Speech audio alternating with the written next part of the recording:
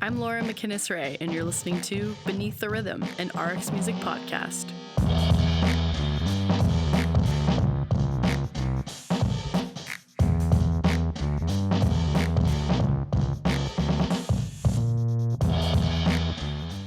It's riddled us with unforeseen circumstances that doesn't discriminate against class, race, or age. Sometimes COVID-19 feels bigger than us, but music is. As a species, we become accustomed to overcoming struggle by coming together. We used to have concerts and relief fund events. In the wake of an ongoing pandemic, we can't do that anymore, so we're learning to rewrite that reflex. We may not always understand music's inherent influence, but we understand its power to connect us and mobilize change.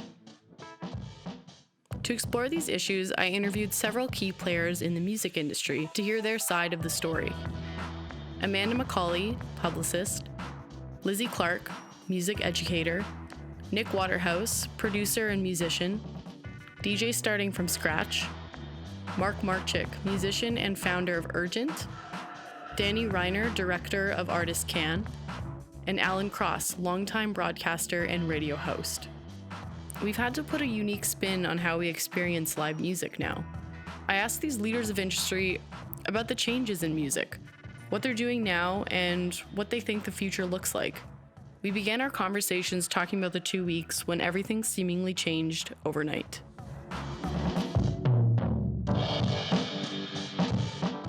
My name is Danny Reiner, and I'm the director of Artist Can. When was the moment for you when you realized life was about to completely change? I think by closer to the end of March was when I was starting to realize real changes. Obviously, one of our clients, Alessia Cara, was supposed to host the Juno Awards.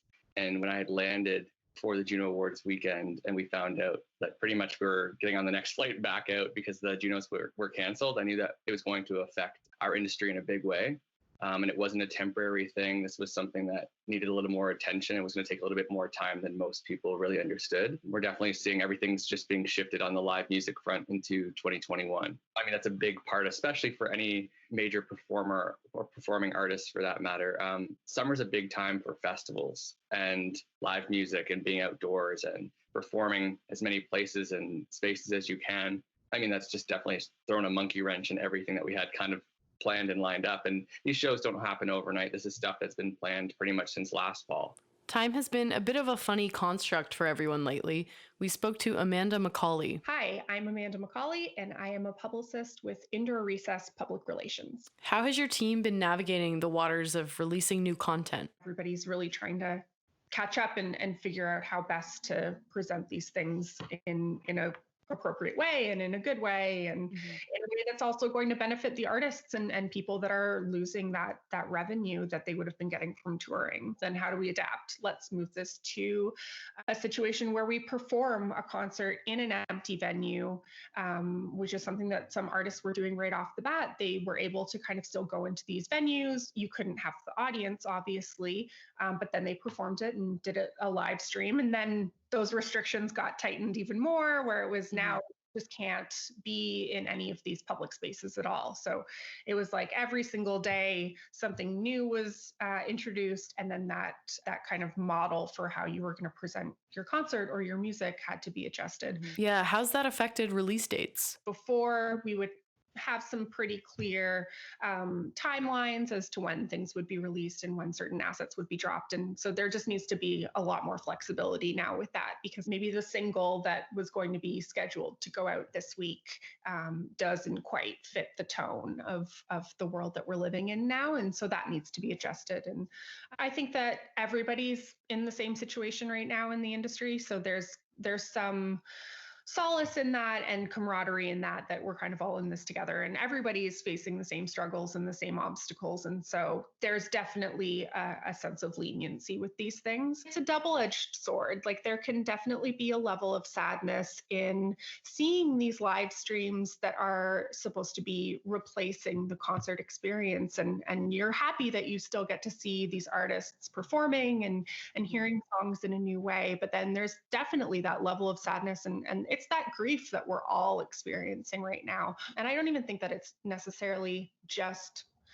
these live events. It's like you are so used to having weekly dinners with a group of friends and or going out for cocktail hour and things like that, and now it's really switched to having a Zoom chat once a week with those people, and as great as it is to see them and speak to them virtually, there's definitely that underlying sadness where you just want to be face to face and have that physical presence. Indoor Recess is a Toronto-based company, correct? Yep.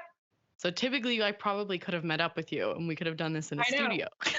And even that, like, you start thinking about the kind of audio quality of all of these things that are happening. You think of like broadcast radio, where everybody would have to be in studio and it has to be such a controlled environment, and all of the things that we think about when it comes to broadcast and film, where it's like there can't be any air conditioning going on in the building because that can interfere with the sound quality. And that's kind of just all been thrown out the window at this point. Now we're like, we've fully embraced the lo-fi aspect of all of this. And I think that it's good. I don't see it as a negative. I think that it's kind of nice to see artists in this really raw, stripped down, lo-fi way, and people just embracing that and not having expectations of it being this super polished, put together production. They're getting to see people in a much different way than they might normally be able to see them, which is kind of interesting. It's, as a fan of music, even, it's just kind of nice to see, and that's the world that we're all living in right now. Like, we're all living in this kind of sweatpants and no makeup situation. So why should the live presentations of things be any different? Unfortunately, it's live shows that were the first to be canceled. We spoke to Mark Marchik. Hi, I'm Mark Marchik from Urgent. Urgent is an initiative created for artists to present their music in an online forum. It all started for me from all my gigs getting canceled. I'm in 2 projects that are kind of touring around the world, and they just literally, tours just fell off. And that was the case for a lot of other musicians and festivals and technicians and people all across the industry. And so, yeah, I'm a pretty impulsive person, and one that's lived through crisis before, particularly in 2014 during the Ukrainian Revolution. Me and my wife were there and actively involved in every step of the way. And it's obviously quite a different type of crisis, but that sort of feeling of like immediate action needing to be taken, and like you also having like no way out because everything is changing around you.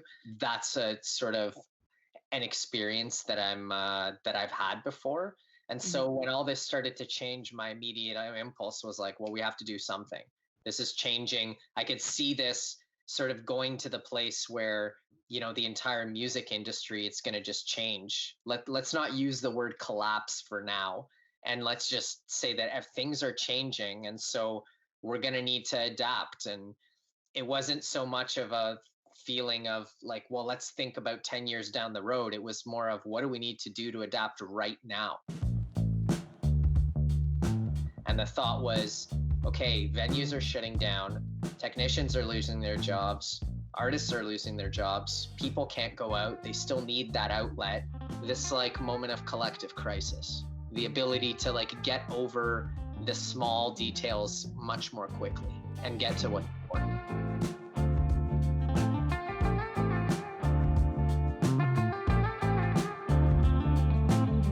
Shows got canceled locally, but they also got canceled on a global scale.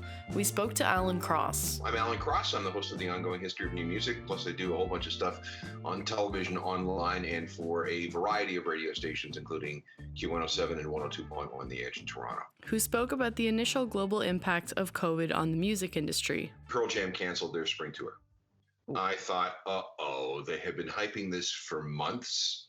They've been hyping the album for months.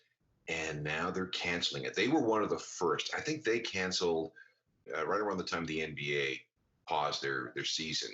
And I thought, okay, you don't take that step lightly. They know something, they feel something that we don't. So when Pearl Jam called things off, it was like, okay, this is just the start. And then we saw a cascade of things being canceled or postponed. Coachella, South by Southwest, a whack of other tours. It was, and it happened very quickly. If you remember, I wish I had been keeping a diary, on a day by day basis, just to keep track of how quickly we went from a fairly normal life to this lockdown. And there's been a lot of also interesting commentary surrounding just the tendencies people are going back to with the way that they listen to music. It's talking about how people are going back to their core favorites that they grew up with, or that streaming numbers have peaked because people just have more time and more patience to just like dive into Spotify.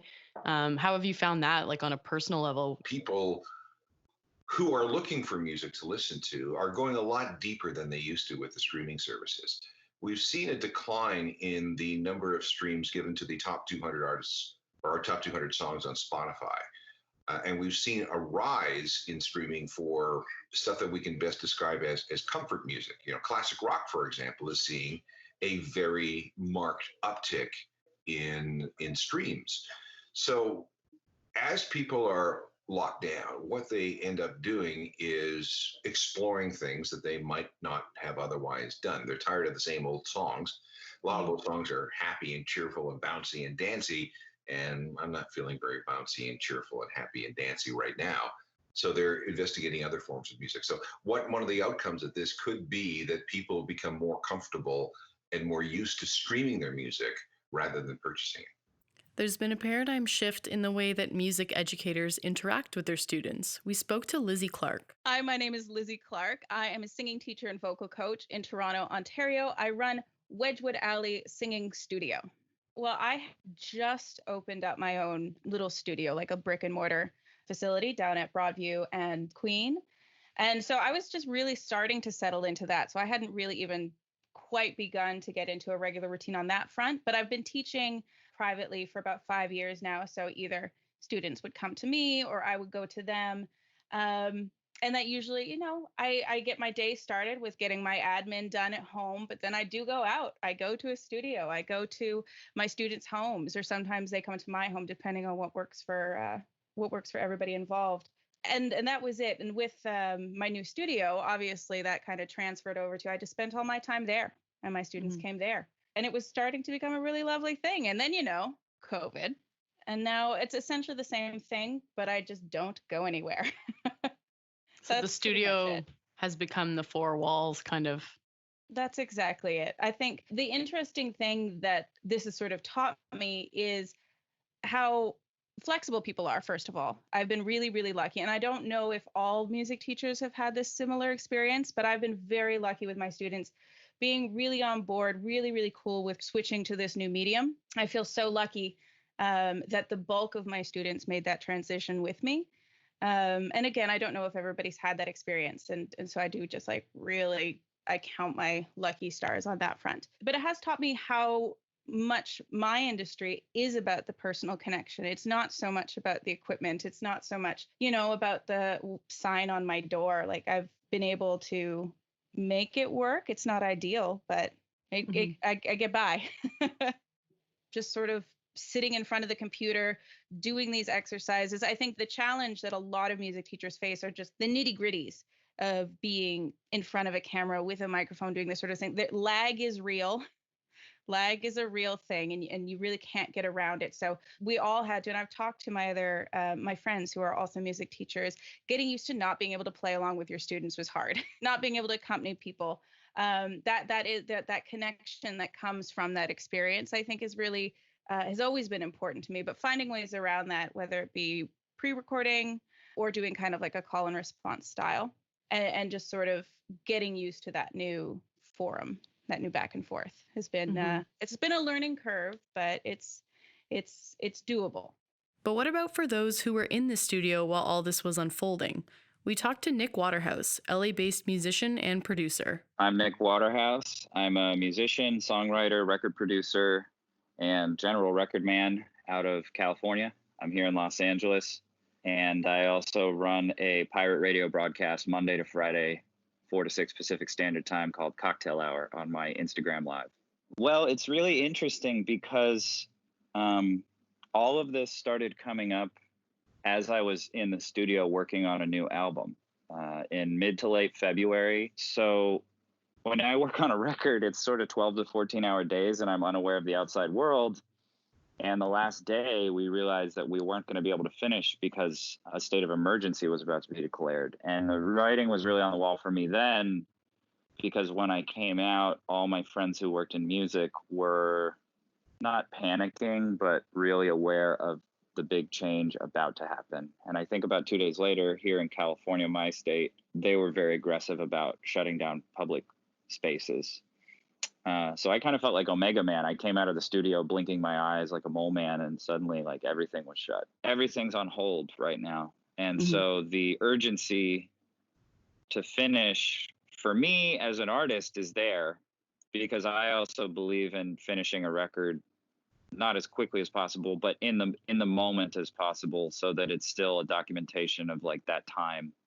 We still captured a performance, and it's really strange and eerie almost, because it's like the last week before everything changed, we were recording this whole record. And it was a union of all these players that are from different places, which has become sort of a running thread in my career. And it's like, how many times in the future will we be able to do that again? Quarantine has also challenged the DJ community. They've adjusted their business models to be almost entirely online. We spoke to DJ Starting From Scratch. Hey, what's up, everybody? This is DJ Starting From Scratch. Who I work for is myself, but I also work for Virgin iHeart Canada. That's what I do. I'm a DJ by nature. It's been like a rat race to try and go from one platform to the next platform to the next. And it's tough for the consumer because they're trying to follow along with what they want to listen to and who they want to see. And it's become a big problem because now we're continuously telling people, well, now come see me here, or come see me here, or go listen to this person here. Which platforms would you say have been serving you best right now? Right now, Twitch is the best platform, DJs in general. It's originally a gaming platform. And they're, from what I understand from the high end of things, they're kind of just, in a sense, letting things slide because they see the frustrations that people are having on other platforms. So they're willing to take one for the team, for better sense of a word. It's become a great platform. You know, visually it's better. There's no interruptions, and you get all the features, and you can do so much more with it. You can really dress up your streams with visuals and text and so forth, and overlays and all that stuff. And it's become, you know, it's starting to slowly but surely become the norm. The only thing is that you now have to get your audience from all the other platforms to try and go to a new platform, which takes time. You know what I mean? So again, it's frustrating because Instagram is the easiest and that's the most accessible because that's where everybody is. I'm on the stance now where I'm really not afraid to make the shift and just direct everybody to Twitch. I'm kind of doing, you know, what Howard Stern did when he left terrestrial radio and went to Sirius and just kind of said, if you guys want to hear what I have to do, you'll follow me over here. So that's kind of the approach I'm taking. It's unfortunate that a lot of the platforms aren't letting us do that freely, which has been a very big problem. The platforms like Instagram, Facebook, you know, they'll shut us down. They'll continuously mute us. They'll give us problems due to copyright infringements, which means it's the record labels giving them problems, which in turn they give us the problem. So it's very stifling. It's tremendously stifling, and it's been like a rat race to try and go from one platform to the next platform to the next, and it's tough for the consumer because they're trying to follow along with what they want to listen to and who they want to see, and it's become a big problem because now we're continuously telling people, well, now come see me here, or come see me here, or go listen to this person here. And a lot of the platforms are showing favoritism to the big people with, you know, tons of celebrities and stuff. All of us worker bees out there that are working our asses off daily, trying to provide the exact same service, and not for monetary gains or anything, just for the sole purpose of providing entertainment for people. We've just been getting shut down like crazy, which is very frustrating. Before this started, I never thought of live streaming, to be honest with you. It wasn't even in my thought process, just because I'm out there. I figured I was out there enough all the time, but doing it now, you really see there's a totally different connection now. Like you said, even with this interview, being able to see you, like I think that visual connection is something people really need at these times. Because even when people text me or something, and I'm not usually a phone caller, I'm a texter always. But now I find myself like I'll FaceTime everybody. I'm tired of texting, and I'm tired of reading, and I'm tired of all that stuff. Like we've lost that sense of personal connection. So I think That's why people are gravitating towards the live streams. And I imagine a high percentage is going to keep going with it, even when, it's safe to go back out there. Unfortunately, it's that real personal connection that's gone. You know what I mean? And that vibe. There's nothing like stepping into a club and getting that vibe. But a lot of people are just adapting the same way I'm adapting, which is great.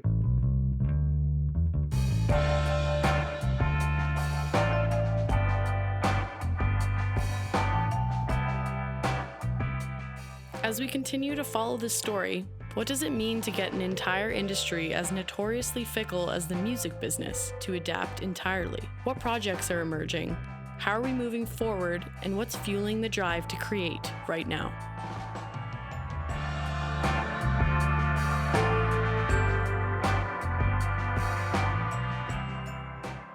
Amanda McCauley, publicist from Indoor Recess.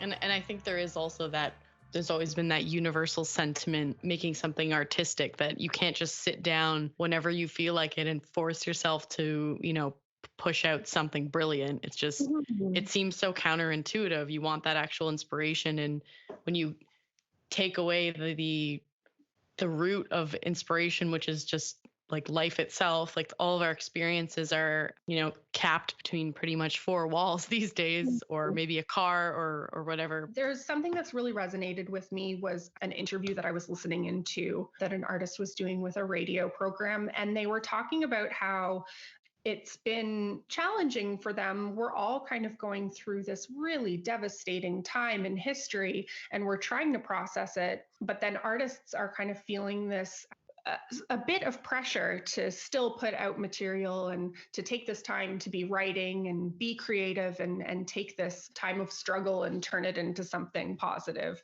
when really all you want to do is curl up in a ball and just turn your brain off for a little while and not have to deal with it. And so that's something that really resonated with me, is that we need to give ourselves space to just allow the grief to be present for a little bit of time, and not feel so pressured to be creative or churn out new content and churn out more content that you might have been doing. Like if you were on tour, maybe you had a certain amount of content that you were going to be putting out on your social media platforms. And now it's almost like, well, we need to be even more present. People are really seeing what we're doing. But then there's such a huge amount of pressure that's being put on you to do that. And maybe you don't want to do that when you're trying to struggle with everything else that's going on in the world. So I think that was kind of a really good reality check. We try to operate as business as usual as much as possible, because we have to. We have to kind of keep moving forward. And music is obviously such a comfort for people in times of struggle. And so I think that there's a sense across the board with artists that they want to keep sharing their music with people and putting it out there to the world, so that people have something to look forward to and kind of take them out of the darkness that we're all experiencing. One of the artists that we work with has been turning their old merch t-shirts into PPE and donating that to hospitals that are in a shortage of PPE and need those masks. So I think that that's one thing that a lot of artists have been turning to in this time, is how can I be productive in a way that's going to be helping kind of those frontline workers. Mark Marchik, founder of Urgent, online music venue and COVID artist relief. Venues are shutting down. Technicians are losing their jobs. Artists are losing their jobs. People can't go out. They still need that outlet. Let's do shows in empty venues. Let's bring in a crew. Let's maintain social distancing protocols. Let's put together, a model or like a formula that allows for us to come into a place with the least amount of people possible. And let's make something dynamic and beautiful and tragic that documents this moment in history that we're all living through. That's really the impetus that started things. We said, let's do it. We're going to put out a crowdfunding campaign and say, we're going to do 19 shows appropriately. We're going to do 19 venues across Toronto with a different artist and different venue every time. Hopefully that'll get us through this 3-week quarantine. And of course, within a matter of days, that changed. 3 weeks turned into 6 weeks.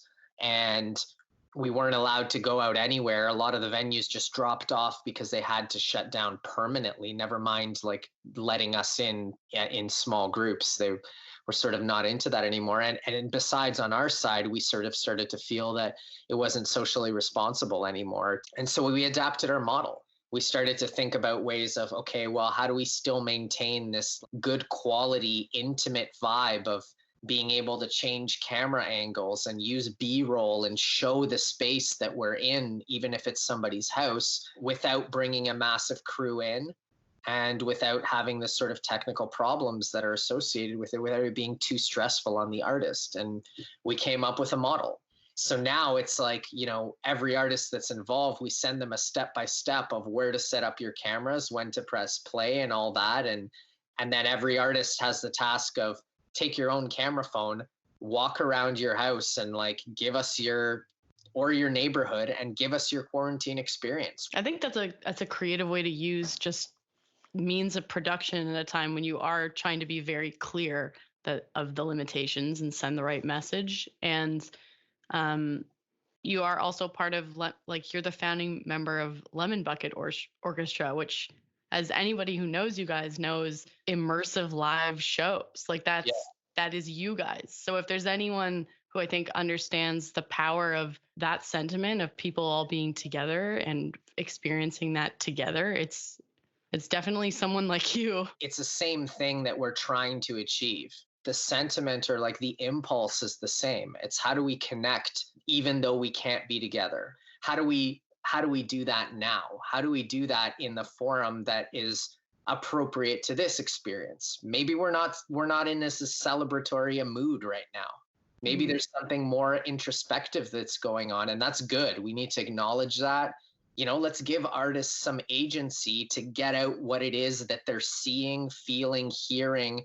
If they can't have 5 people behind them playing music that have that magic that happens when 5 or 6 or 12 people get on a stage together, let's give them another voice. Let's give them a camera and say, well, what else are you saying? What else can you show us about what you're feeling right now, or you know what you're seeing?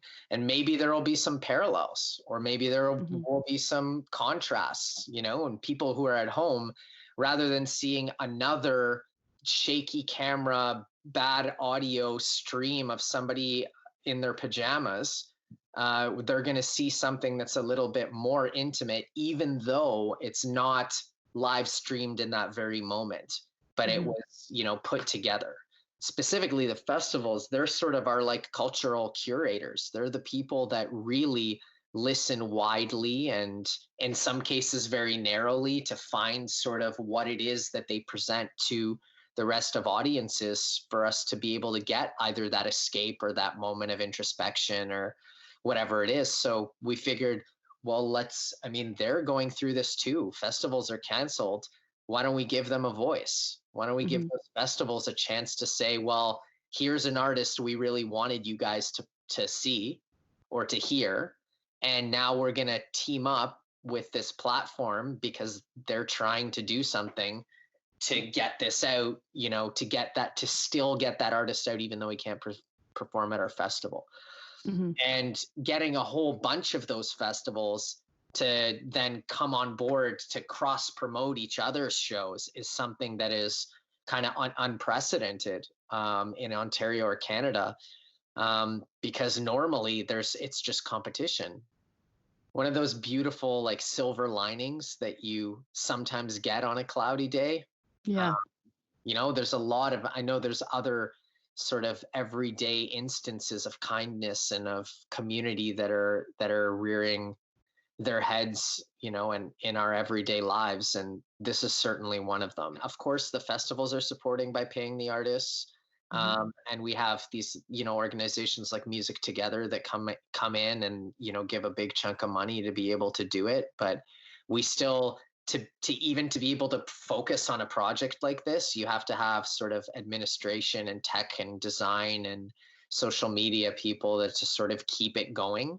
It's in a sense like running a kind of never-ending festival, you know, to that's just happening online. Highlighting the venue itself as a part of the actual production, I think just goes to show even further how much music plays a part in, the cultural health of a city. It's like we're in the middle of a pandemic right now, and who's bringing us all together? It's musicians. There's this misconception about musicians being like self-centered or like egocentric and whatnot, but man, we really, all of us have our favorite venues. All of us spend so much of our time in the city, whether it's playing gigs or going to the gigs of friends or just hanging out with our families on like our off days. Like we all love music. We all love culture. Without those places, that culture, it doesn't exist. It's a really, really key part of the whole thing. The same reason why we're going to festivals as well to co-present, because it's not just the artist, it's a festival that really chooses and creates the conditions for us to be able to connect more deeply. That's a huge part of things, especially right now. We need to think about that, really highlighting that emptiness. I think lets us all reflect on, how are we in our own personal lives? How are we evolving to continue to create those conditions to connect more deeply? I mean, we want to go on for as long as it's needed, as long as there's sort of a desire on the part of artists, on the part of festivals, and then on the part of audiences as well. Most of how this is happening is through crowdfunding. We'll see the shows and it's kind of a pass the hat model. I mean, it all depends. Right now, we're sort of like just trying to find the money to do it. Lizzie Clark, vocal coach and teacher at Wedgwood Alley Studio. Creativity doesn't necessarily flow when stress is really heavy.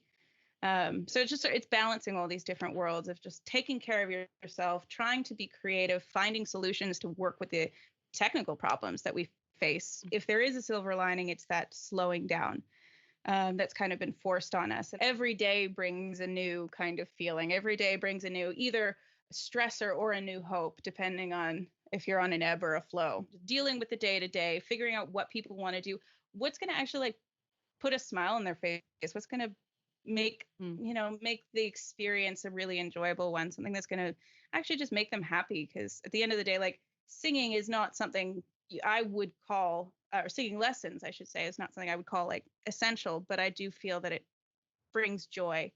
And it's important to kind of like guide the session, like what's going to like make you feel better by the end of this. I realize now I can teach all over the world. I just have to get the timing right. It's a binding art. I mean, creativity in general binds people, and I think music does that particularly well.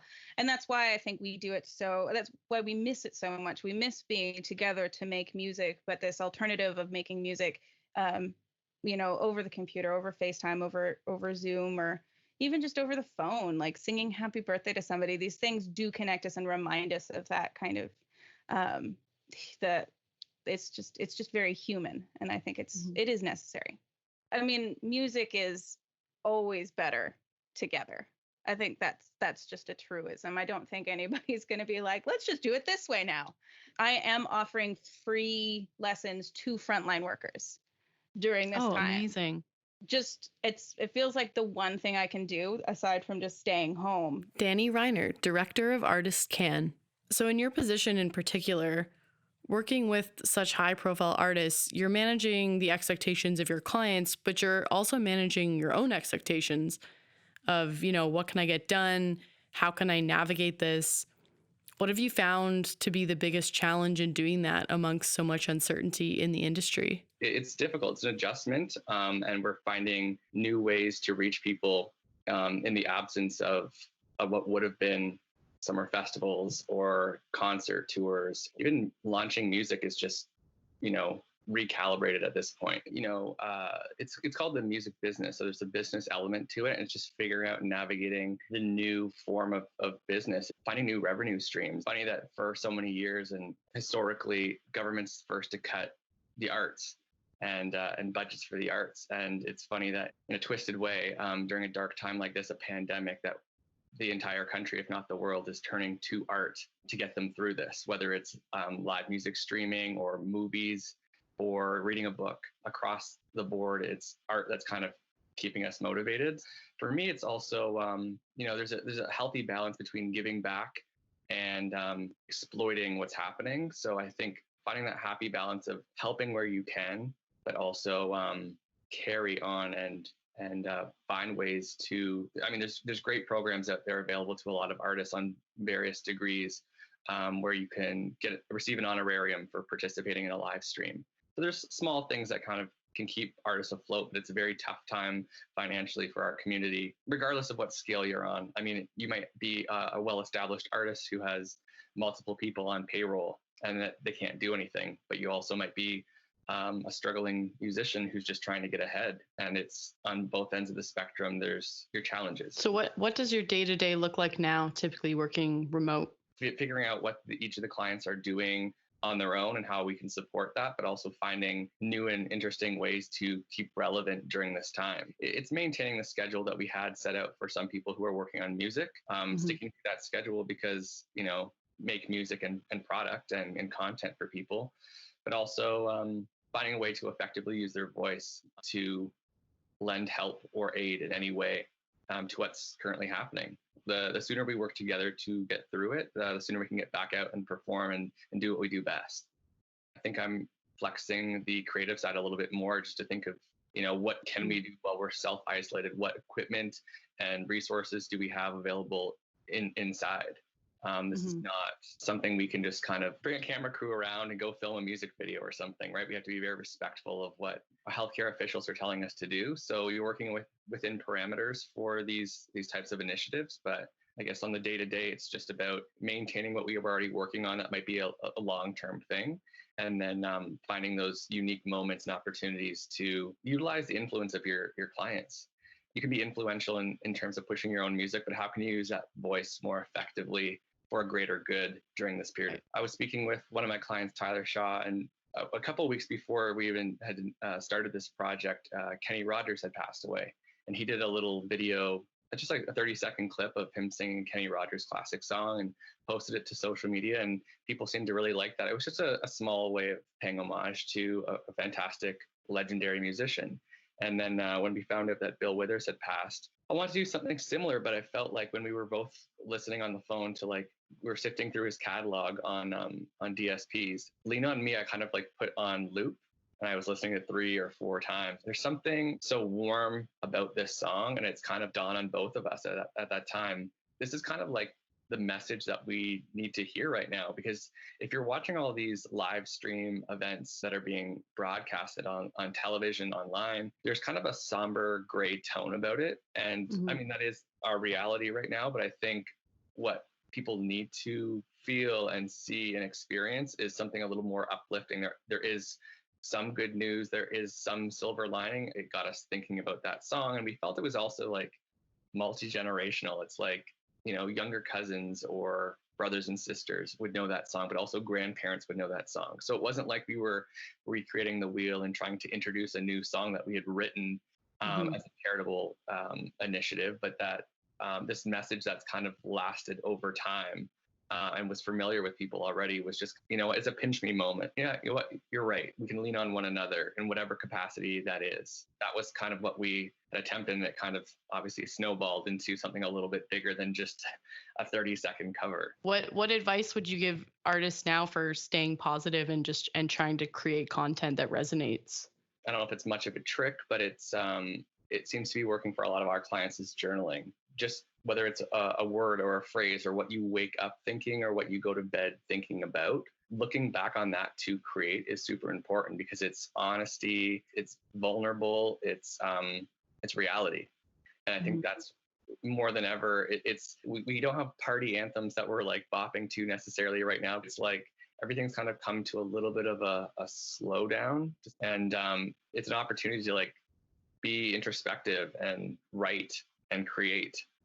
So if that's, I guess, a silver lining, if at all, then that's what we can take from this right now, is an opportunity to create. And there's definitely ways. I think people are also to some degree more open to collaborating during this phase because everyone's isolated. So those regular people that you would be in writing or producing or working with, their realities have changed. I'm finding it's almost more collaborative, given that we have the technology to do it and that we're all kind of in the same boat. I think when we're in game mode, as we call it, where everything's just moving at a faster pace, and there's timelines and deadlines and schedules and investment and people and players all involved in the creative process. It feels a little bit more rushed, seemingly progressive, but I think now is a real time to like write that song, even if it doesn't go anywhere. Write the song that you wanted to write. It just seems like we have a nice blank canvas to do stuff like that. Now would be the time. I think the beauty of it is with whether it's a DSP or you bust out an old cassette collection or CDs or whatever, or an old MP3 that you still have songs on. The reality is there's so much catalog available, whatever mood you're in during this pandemic, there's something for you. Some people are like digging into old favorites, like you said, or maybe they just want like something more uplifting. So there's a little bit of everything. So I think where there might be lack of inspiration, the great thing is we can find inspiration in other things, whether it's, you know, the news can be a little daunting from time to time, but there are things that we can listen to that kind of hopefully do inspire us in a creative way. And I think it essentially is highlighting throughout all of this, like you said, just how integral the arts is to life, is to society, but also if we're experiencing something that's so unprecedented, like everyone is resonating with the same thing. It's pretty powerful to recognize that. For anyone who didn't recognize it before, it's kind of like, this is how universal this actually is. Nick Waterhouse, musician, producer, and host of Cocktail Hour live stream. First thing that I worry about, because I'm not a band, is that I'm not exactly an employer. We all are like privateers that work together. And obviously there's people I've worked with for a long time. But I thought about all the players that I work with, because there's sort of inherently a floating coterie of 30 plus players that all work with me on my records and tour with me. And those are the people that I spend half of my years for the last 10 years with. And I immediately thought of how their livelihood was going to be affected. Beyond that, it was really about trying to create some interface with the stuff that really matters to me, which it's not records as objects, but the reason I made music and have the career I have is because I come from a culture of records, and I started thinking about how to continue to relate to that world and that culture in a way that made sense. I wasn't a person who's particularly fond of the way that social media works or the way that I see it structured and people turning themselves into content sort of at their cost of their integrity. Respect. Yeah, self-respect. I don't know. There's a lot of people that live inside the system. And I spent a little while really trying to honestly figure out how to formulate a format that felt honest to what I care about and what my world is. And it really is just sort of drinking and hanging out with friends and playing records. Since music is arguably such a strong vehicle for memories, especially at a time like this where we don't really know what's coming next, but we do have so much more time to digest, as we just discussed. But like 10 years from now, you could be walking down the street and hear, you know, that specific Ruth Brown song they used to play on Cocktail Hour. And suddenly you can like taste the brine of a dry martini and you're transported back to a completely different time in your life. In this case, maybe quarantine. You know, I mean, I can check back with you in 10 years and you can attest to if this is true or not. But sure, it feels like, you know, the project that started seemingly quite casually has proved to have such a strong, lasting impression on your listeners and a way to engage and escape. So it's more, I think, more powerful than expected when it was started. Have you considered like what you'll take away from this personally? I didn't come of age in an antisocial environment having to do with music and records. And so I think that I decided to commit to trying to find a new way to generate a little income for the players I know and sort of perpetuate and re-engage with the stuff that I really love. Because as a working musician touring, I have no time. So I would have these piles of things from years of being on the road. And this has been an opportunity to sort of like re-engage on another level with stuff that I just didn't have time for. I was breathlessly passing by all these boxes of records that are really a big part of my life. I always have to approach things sort of at a diagonal so that I don't choke, I guess.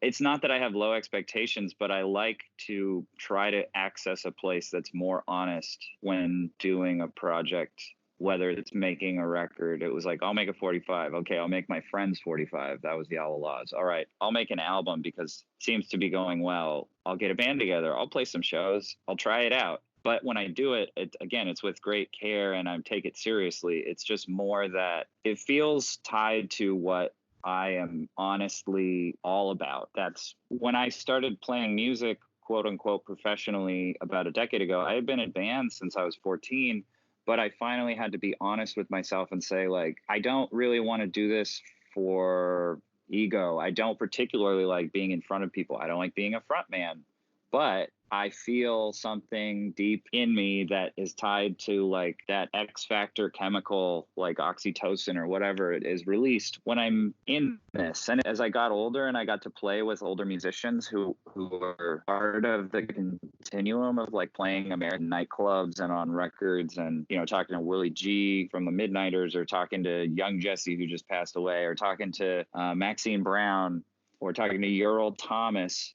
It's like what gets lost and flattened out, especially in like as we went through the Gen X consumer radicalism of how people wanted to relate to music, was not showbiz, but that nightlife stuff, and specifically record music stuff, is so heavy and so deep. And it's not a subculture. It's almost more like a lifestyle that isn't branded. It's that you bring joy or touch somebody doing this work, which I think is pretty noble. And you can see places like New Orleans where people are like working musicians, but they're also part of families and communities. And like I said, that's what was real to me and what I loved about being around it. And so Cocktail Hour, to me, it gives me purpose every day. I'm like, I know what's happening in my day based around that.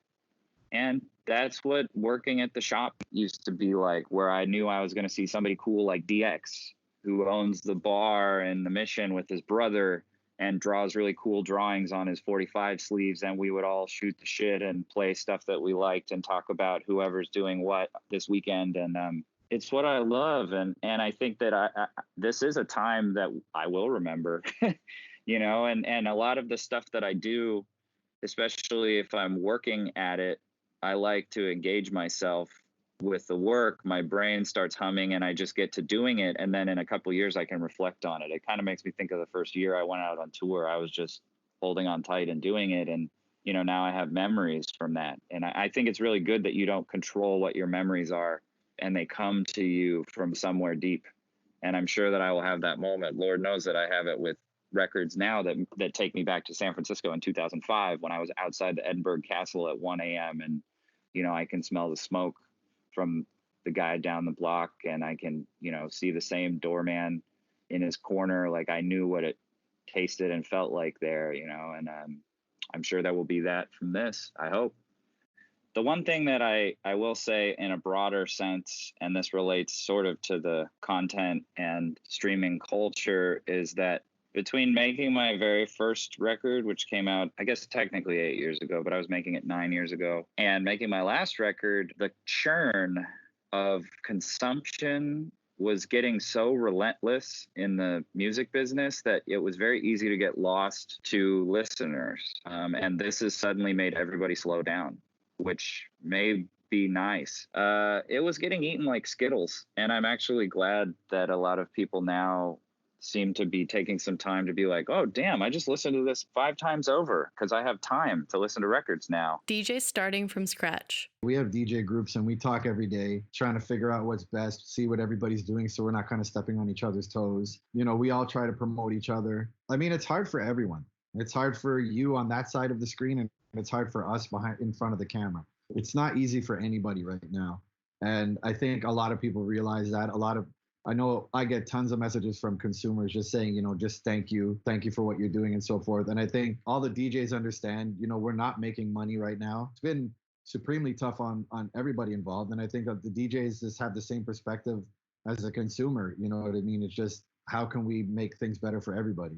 It really depends on what you're looking for out of it and what you want out of it. I wasn't looking for numbers and stuff when I was doing it. I was just like, well, the first time I did it, I did struggle with, should I play for who's watching or should I really try and push my boundaries and play what I want? And I was like, it doesn't really make sense for me to play what you hear me play in the club all the time.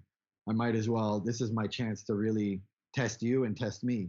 Everything I'm doing is trying to just really give a release, whether it's the Pioneers Talks, which is this, shining a light on who I deem to be pioneers in the Canadian music industry while they're here, which is a big thing for me.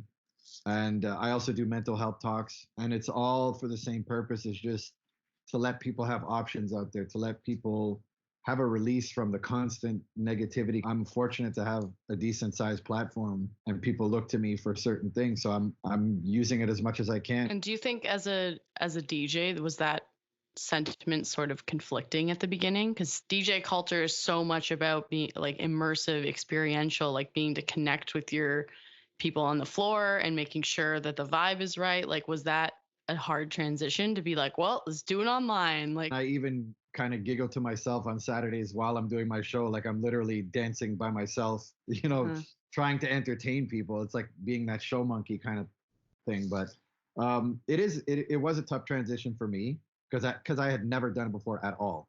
And I'm also not comfortable being on camera and on the microphone and so forth. So it was a big battle for me personally. But you can really, this is a big chance for anyone, really, artists, DJs, musicians, anybody of doing anything, really, dancers, anything, to really test your own boundaries and really, let people see everything you can do. That's been a super highlight, and that's been a very bright light in this whole COVID experience, is that now I've kind of developed myself into a different type of DJ, and just pushing musical limits all the time. And people have embraced, this whole, everything that I'm doing musically, it's been embraced. Like, people will just literally sit with me from 7 p.m. until, whenever I stop, 1:32 in the morning, and they'll stay the whole time just because they just want to hear what I'm going to do next, which is cool. And that's an experience that you can't get with a live crowd in front of you. It's very tough to do unless you're doing it for a very small audience. When you put it on Facebook, then you'll get the shares afterwards. And, my first video that I did, and I totally forgot it was on Facebook, and it had like almost 60,000 views just from people sharing it and putting it around. So to me, that's like, 60,000 people watching what I'm doing. How would I be able to achieve that in a club? You know what I mean? That's a big club. Yeah. Yeah. There's a lot of DJs that just amazing at what they do, technically and sonically, but they're not camera people, or they're not, you know what I mean? They're not that interactive type of person. So how can they thrive? Playing music is one thing, but how long are people going to sit there and watch you just kind of stand still and look nervous on camera, even though you're playing great? So, I mean, it is tough for a lot of people, and it's unfortunate because a lot of people that are probably thriving in clubs and so forth are probably struggling on camera. And by the flip side of it, there's those underdogs that are, never had the name in the clubs, that now may have that shine and be able to really bring people into what they're doing. And I think that's a beautiful thing too.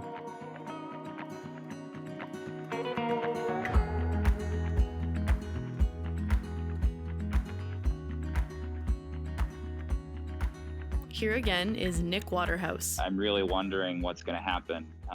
A lot of my concerns are for what I recognized as pre-existing rot in the live system, which was just underfunded venues that were barely breaking even. Everything that I knew in the industry on the level that I would see, which, was playing clubs and small halls, was that no venue had managed to upgrade for years. Everybody who worked there was essentially, it was like not a money-making enterprise, and the money had all been moved into one area, which was pure speculation, sort of on the Uber model.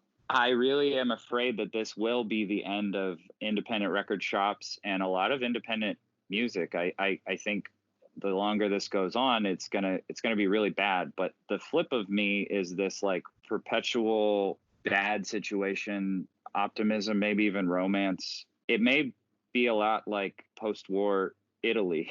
It's like small things will mean a lot to much smaller audiences. I think technology is always a funnel for actual human sentiment and enterprise. I think that inherently we're all going to end up as musicians probably working for one conglomerate of a digital world, or going into a much smaller community-based role, like a dairy farmer to his town.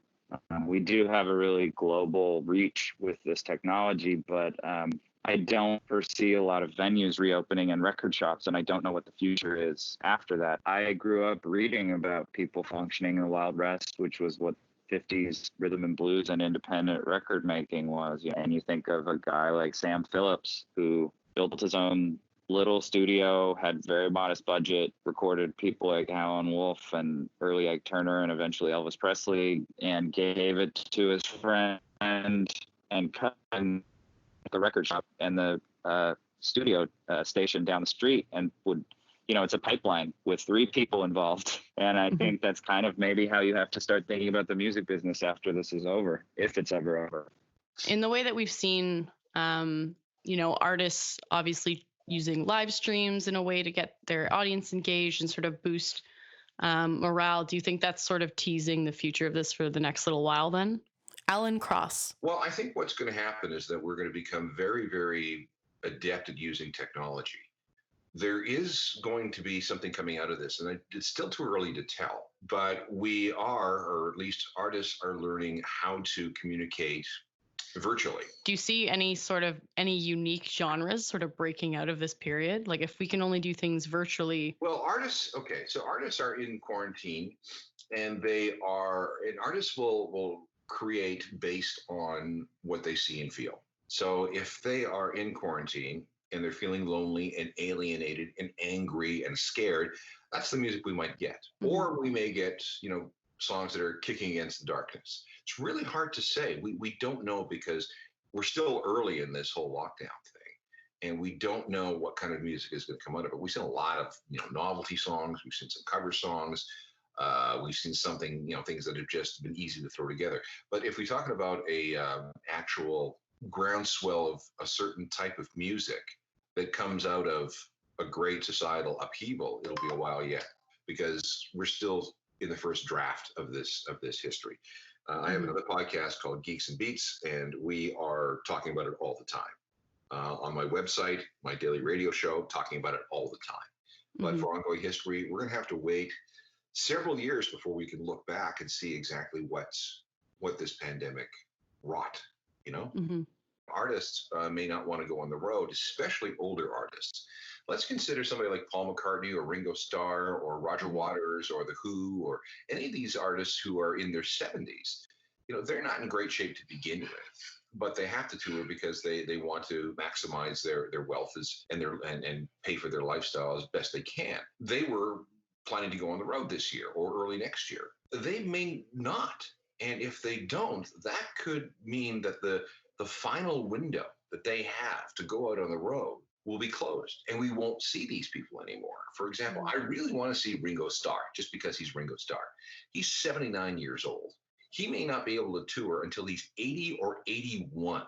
Now, think about that for a second. That's going to be very hard on someone, because you need so much stamina to go on the road. And secondly, if the virus doesn't behave itself, these people are prime candidates for becoming infected. So, Roger Waters is 72 or 73, Pete Townsend, Roger Daltrey, they're in their early 70s.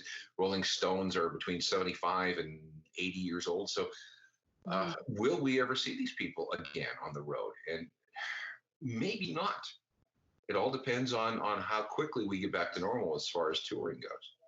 I think that's a reality rock and roll fans do not want to come to terms with. No, I mean, how, after having Paul McCartney with us since 1963, really, to think that his career as a performer ends because of a pandemic. I mean, that's just sad beyond words.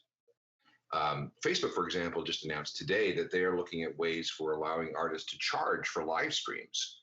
So that could be something. The other thing that we might see more of is, virtual reality and augmented reality as applied to music. And because we're dealing with something that we can't see, we're extra careful, extra paranoid about things. So I can't imagine anybody really wanting to, get into a mosh pit anytime soon, and then going into, a big arena or a festival or a sweaty, crowded bar. It's going to take a while before we are confident enough that the virus has been beaten, that we will go into one of these places and not worry about getting sick. Now, to actually contract SARS, you needed to break into an ICU, pull out a ventilator, and give that guy a deep French kiss. That's how it wasn't very. It was nowhere near as infectious as what we have today. But people wouldn't come. I mean, I think it was Elton John and Billy Joel both canceled concerts in Toronto because they didn't want to be here just in case. And remember, we had to have the whole SARS stock, that big festival at Downsview Park with the Rolling Stones and Rush and Justin Timberlake and AC/DC and all the rest of them to convince people that it was okay to come to Toronto and mix it up in a large crowd outdoors. And that worked. It really did. It was a celebration of our recovery from the crisis. It was a big thank you to all the frontline workers and healthcare workers. And after that, SARS went away and we did okay. But we've never seen anything like this. I mean, this is the worst pandemic since the influenza breakout of 1918 to 1920. So again, this is something that we've never seen before. And hopefully, once this is done, we won't see for a very long time. It's going to take us a while to get back to normal. You could open things up tomorrow, and let's just say the virus disappears. You could open up things tomorrow, and it would be months, if not a year or more, before we get back to normal. DJ starting from scratch. As far as I'm concerned, for me, I don't plan on stopping this even when I go back into the clubs, because I may have to change the days that I do it depending on availability. But in general, I just love the freedom it brings, and I love being able to push the boundaries. And I also love how people are taking the ride with me. Even if they say it's okay to go out, we don't know what's going to happen. We don't know what kind of limitations they're going to have. We don't know how many businesses are going to survive. So how many places are going to be available to play music in when the doors open again?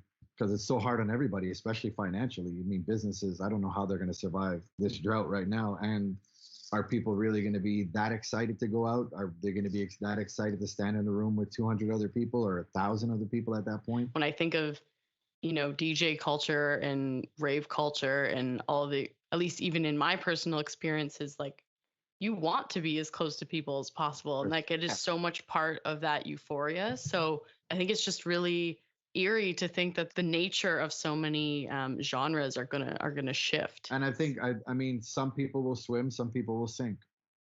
Who knows what's happening? I'm just literally at this point, I'm trying to keep myself afloat, and I'm trying to make as many people happy while I'm doing that. Let people feel like we're all in the same party together. Yep, and that's such a massive value of DJ culture, house music, the best you can do to make the most epic escape possible.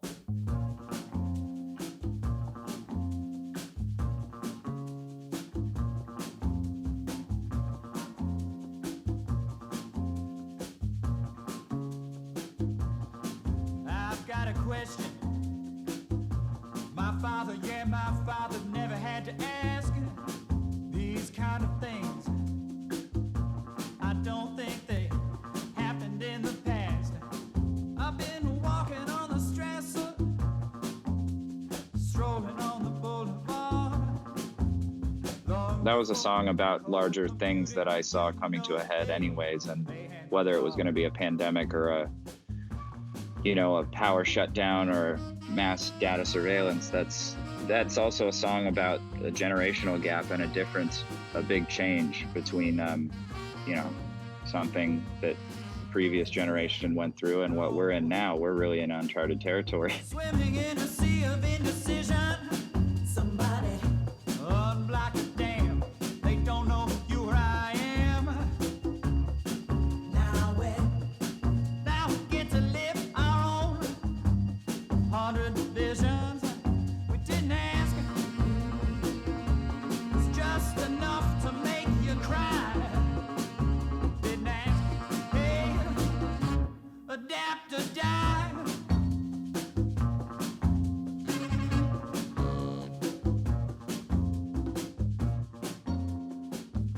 A tremendous thanks goes out to all of our guests on the program: Alan Cross, Danny Reiner, Mark Markchik, Lizzie Clark, Nick Waterhouse, Amanda McCauley, and DJ Starting From Scratch for sharing their insight and experience with us. We'd like to take a moment to recognize the strength and compassion of all of our frontline workers in their continuous efforts. This episode featured Black Glass by Nick Waterhouse, courtesy of Innovative Leisure. This program was produced by Craig Clemens, Regan McDonnell, and Tony Young. Images by Andre Grant, social media by Roomjoom Jiga, and I'm your host, Laura McInnes-Ray. Hope you enjoyed the program.